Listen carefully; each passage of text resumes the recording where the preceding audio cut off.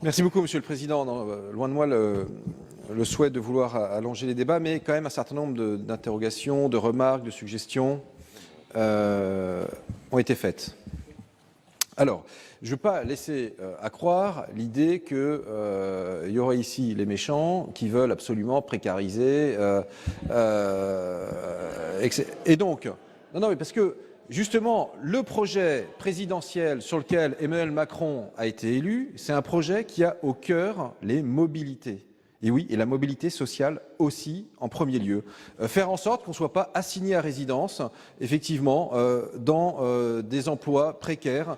Et donc, de ce point de vue-là, le gouvernement fait le choix de mettre le paquet sur la formation professionnelle. Il y a un plan de 50 milliards d'euros, dont, je crois, 15 de mémoire qui vont aller sur ces sujets-là. Et donc, c'est un effort, effectivement, sans commune mesure, sans précédent, mais parce qu'on a besoin aussi simplement d'enrichir nos ressources humaines. Il n'est de richesse que d'hommes, disait Jean Bodin. Et donc on y croit fermement. Et donc d'ailleurs un certain nombre de mesures qui sont prises dans ce projet de loi, elles visent à favoriser le recours au CDI.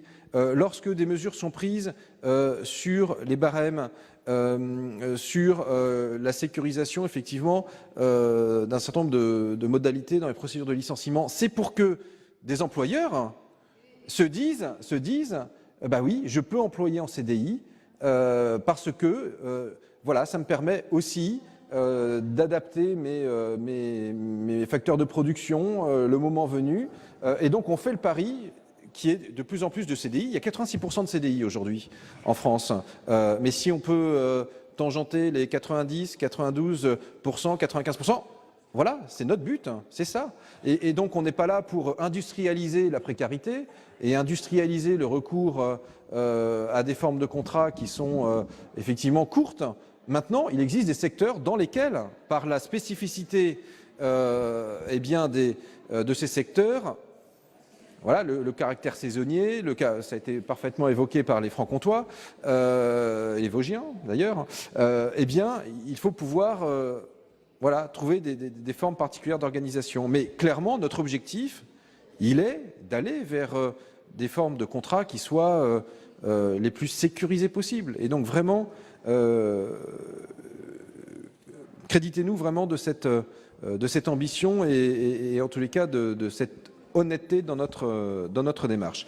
Sur le sujet, sur l'amendement de Sophie Primas, René-Paul Savary insiste, et j'entends son insistance au regard des enjeux pour le secteur tourisme, mais pas que. Daniel Grémillet évoquait d'autres secteurs qui peuvent être concernés. Mais franchement, on se connaît un peu. Ce que je veux dire, c'est que si je dis que vraiment, moi je veux qu'on se penche dessus en faisant, enfin c'est pas une grand-messe la Saint-Glinglin, c'est très vite, on se pose ensemble et on regarde, encore une fois, selon ce que la branche va faire, parce qu'encore une fois, la branche va pouvoir prendre la main aussi. Donc la branche d'elle-même va peut-être faire des choses. Mais il n'y a pas que cette branche-là qui est concernée, je l'entends. Moi, ce que je souhaite vraiment, c'est qu'on puisse y travailler ensemble. On a une clause de rendez-vous qui n'est pas trop lointaine, puisqu'il va venir, après, un projet de loi, un deuxième projet de loi sur formation professionnelle, apprentissage, contrat, bref. Donc, on a une clause de rendez-vous. Et là, je comprends que si on ne débouche pas, vous soyez fondé à dire, bah, attendez, voilà. Mais là, encore une fois, créditez-moi de notre souhait de prendre en compte le sujet que vous posez, dans la mesure où, encore une fois, il y a eu des engagements forts en termes de cap qui ont été posés hier par le Premier ministre, mais en termes de méthode, voilà, c'est vraiment celle que je vous propose en toute bonne foi, puisque vous faisiez référence à quelques métaphores. Merci. Madame Primas, vous avez la parole.